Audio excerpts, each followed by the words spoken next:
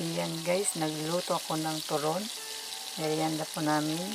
Meron kasi natira kahapon na lumpia wrapper para sa lumpiang gulay. Kaya ayun, pinawang ko na lang siya ng paraan para hindi maitapon yung balat.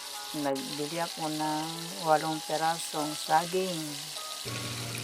Ayan.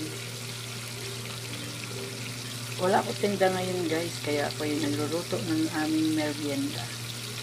Ayan guys. Ayan ay tinatawag ay turon. O diba guys. Ayan. Yummy yummy na yung merienda ko guys. O diba. Imbis na nasira yung balat. Ayan, ginawa ko. Bumili na ako ng 8 perasong saging. Ginawa ko ng turon. Ayan. Tira po yun ng balat nung nagtinda ako ng lumpiang gulay kahapon guys. Yan yummy. Ayan, malapit na po siyang maluto.